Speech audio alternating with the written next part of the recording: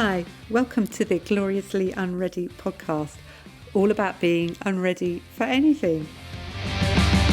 I'm Josephine Hughes, and this series is about becoming the mum of transgender children. Everyone's agreed to me sharing my story, but I'm mentioning no names. And sometimes I use clumsy language. Please bear with me, I'm still learning. I don't mean any harm by it.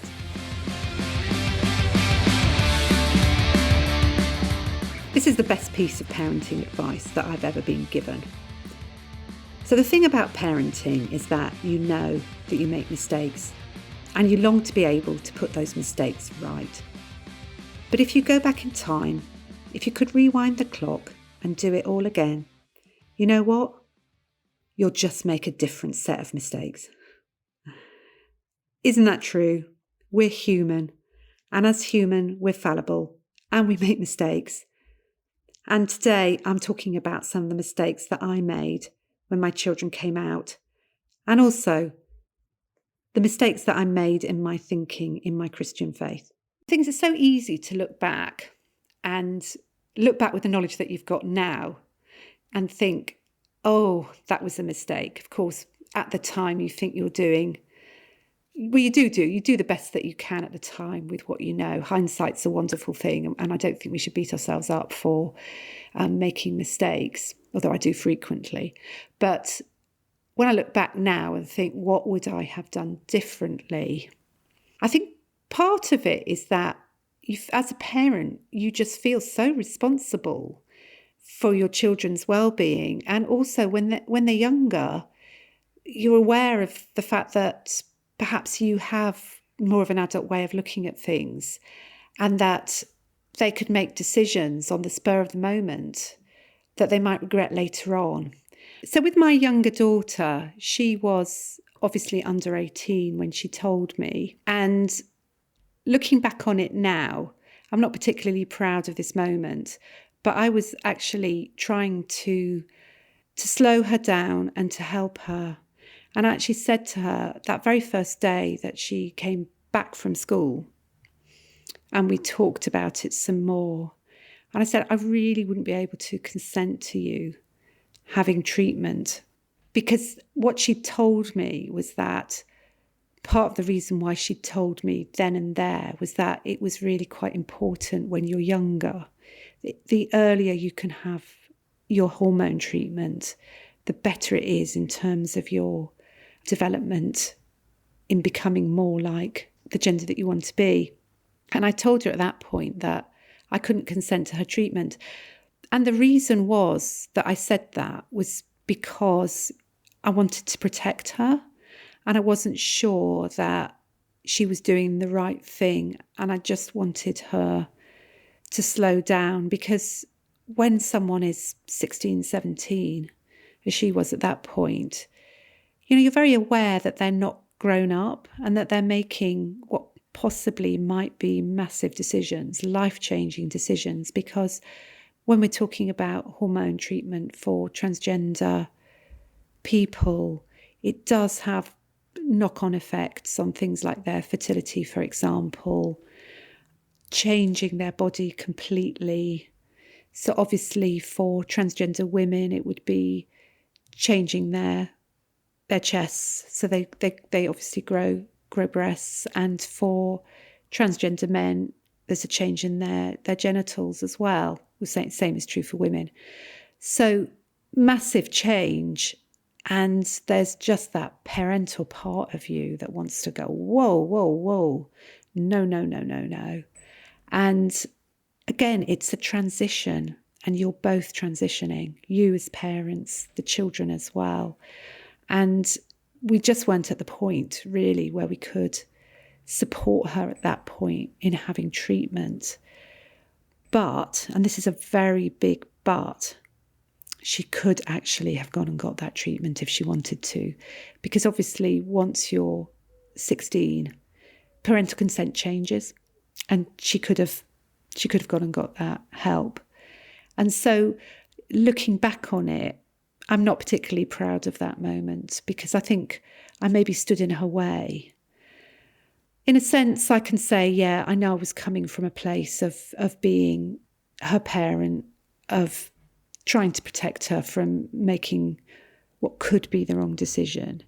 But I think with hindsight, we look back and we think, well, I do. I look back and I think she hasn't changed. That knowing that she knew. And again, it was new. I didn't know how much she knew at that point. She knew, and nothing was ever going to change that. And so if I'd realised that at that point, I perhaps would have made a different decision. But like I say, hindsight is a wonderful thing. But you do the best that you can at the time with what you know. And so I'd do it differently now if I knew differently.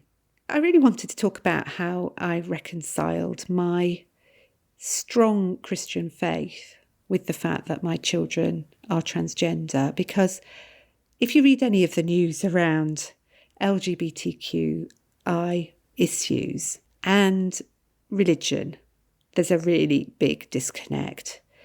And I wanted to share this because I hope that it might help perhaps other families who have the similar background to me. So I actually became a Christian when I was 15 or 16, around that sort of age. And I've found throughout my life that this has been a great way of being anchored. And I find my faith, it comes and goes in terms of how I express it, but it's always been there. It's just a part of who I am. And when I was a young woman, I was involved in the University Christian Union. And I look back at this as the start of this very long journey I've been on that's enabled me to reconcile the two together.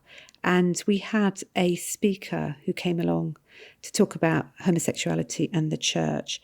And this was a gay man.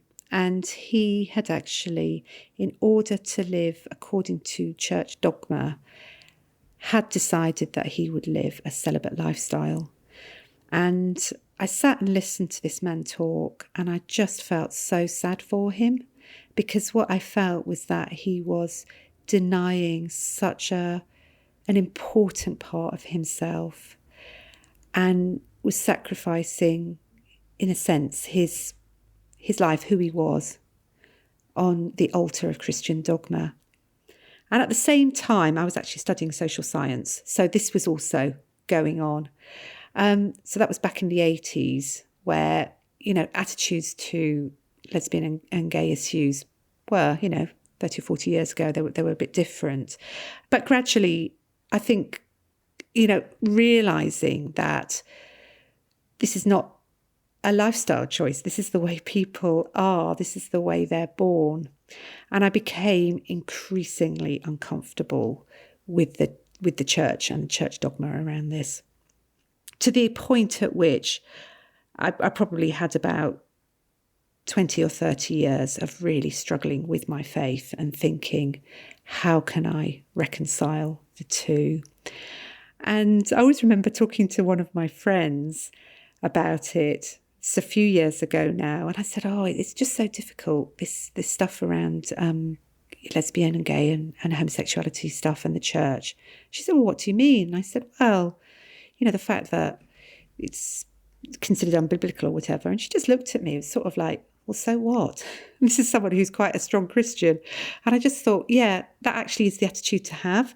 I'm allowed to have my own opinions, and I'm allowed to think what I can think, and I can still be a Christian, and I can still believe what I believe about lesbian and gay people, because I believe they have a right to be who they are. And then again, fast forward that through a few years, and my own children came out as transgender, and I really didn't have a problem with that in the church. It just didn't really bother me. As far as I'm concerned, we're all children of God, and God made us all. He created us like this. He created people like this. And so I'm not going to argue with that. And around that time as well, we had a lot of support from our church friends and from our minister. And a year or so later, our church actually started to investigate what we call becoming fully inclusive. And that was studying and reading and having talks with each other around, do we want to be an inclusive church? And I'm glad to say that our church is actually an inclusive church. And what I discovered along through those conversations that we had is that there are actually many people who are theologically very well read, who are in the church. Ministers include ministers in this, who actually can see that full inclusivity is the way forward and it is biblical. It's just a lot of the time it's difficult because so many people in the church disagree with that viewpoint. And what is, I think, really important is during those conversations that we had someone who came to our church to talk about why they became a fully inclusive church. And they actually had a young gay man who committed suicide because he was gay.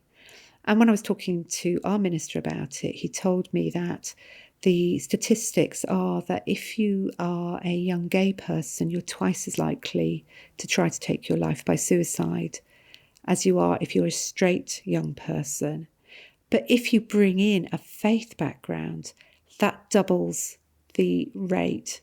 So if you're a young gay person who also has a faith background, you are 4 times as likely to try to take your life by suicide than you are if you're a straight young person. And this is something that I think is so important for the church to sit up and listen to.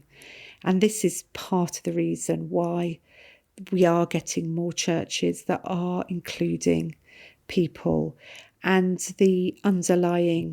absolutely the underlying belief about it is, when you look at Jesus, who did Jesus actually spend his time with? He spent his time with everyday, ordinary folk. He didn't spend his time with the Pharisees. He was there for the poor and the lonely and the broken.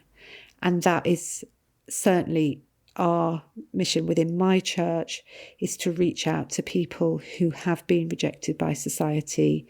And actually this whole process of becoming a full inclusive church actually helped us, I think, because those of us that are there are committed to this process. And we're happy for gay marriages to take place, for example. We're welcoming of transgender and gay people in the church. And that's just the way it should be, because everybody is just who they are. And I think it's important, the overriding principle that we've got is to love each other. And I just want to add in here that my oldest daughter is actually married to an American, and their mum is from the Bible Belt part of America, got a very strong Christian faith. And when her son told her that he was going to get married to a transgender woman, it was just, oh, okay, son. And she just accepted him. And isn't that the way I think it should be? That I think, as Christians, you read about stuff that's going on and the way that the church is rejecting people for this reason. You think, I really don't agree that that's a Christian way to be. And it's about acknowledging that, fundamentally what all faiths are about, fundamentally all faiths at their core, it's about oneness, it's about love, and it's about loving people. And that's got to be first and foremost what we put there at the very front of our mission, I think. And that's how I've been able to reconcile being a Christian with having transgender daughters. So I think if you've just found out that your child is transgender, they've just told you that they're transgender, what I'd want to say to you first off is to take as much time as you need to get your head around it, but also that your child really needs you to acknowledge this massive, massive thing that they've just told you. And that if they're asking you to call them with different pronouns and with a different name, that is It feels massive for you, but it means so much to them. And actually calling them by a different name and calling them by different pronouns, it doesn't really do any harm. It affirms them. It helps them to know that what they've said is important to you and that you respect them. And I think that can often be a really good first step. And it might take some of the heat out of the situation as well. And it might give you all a little bit of time to process it. And I know that what my husband would want to say at this point, and what we've talked about a lot, is that at the start, it did feel like, in a sense, our world as we know it had ended, and that we'd lost our sons. But over time, what you come to realise is that you haven't lost anything, and that it's different, but it's still lovely, still beautiful. And you haven't really lost them at all. They are exactly the same as they ever were. They're just the same lovable geeks as they always were. Nothing's changed. They've got exactly the same interests. They've added to things as well. I can't say that without saying how wonderful it is to have someone who can advise me on fashion and say, no, Mum, don't go out like that.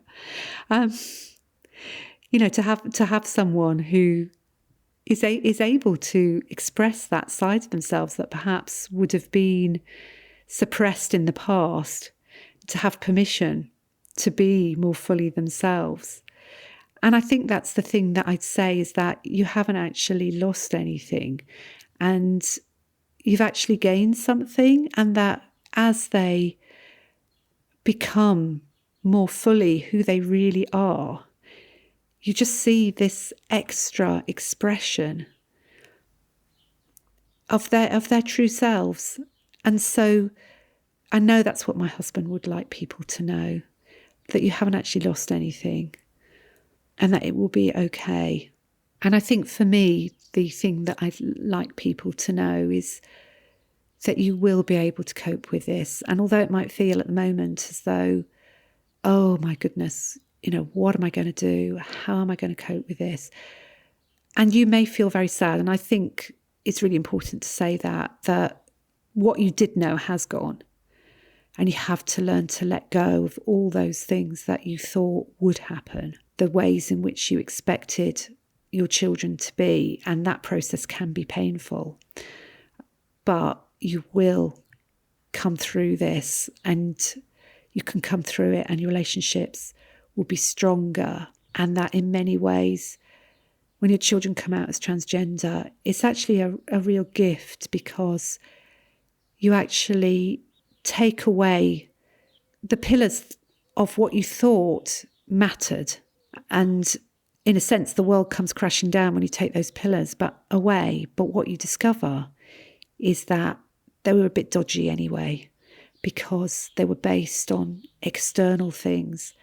And actually, the real gift of it is that you don't have to love your children for what you think they are. You actually learn to love them for who they are at an even deeper level. I mean, you'll always have loved them anyway, but it's at an even greater depth, I think. And I think that's a gift. As we reach the end of this series, where I've described my experience of becoming the mum of transgender children, I'd really like to summarise what this journey has meant for me. And there's 3 main things that stand out for me. And the first thing is the importance of community and connection. We can support each other through change. And community is really helpful for helping people through. The second thing is that your children have their own path to walk. As a parent, you have to let go of your hopes and dreams for them, because ultimately they have their own lives.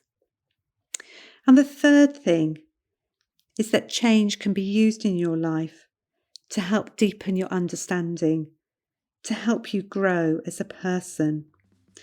And that although it's scary when circumstances change, you can still be empowered and you can still be joyful. Thanks for listening. Parents of transgender young people, download my free guide, Help My Child is Trans, at the website gloriouslyunready.com, where you can also find out more about me.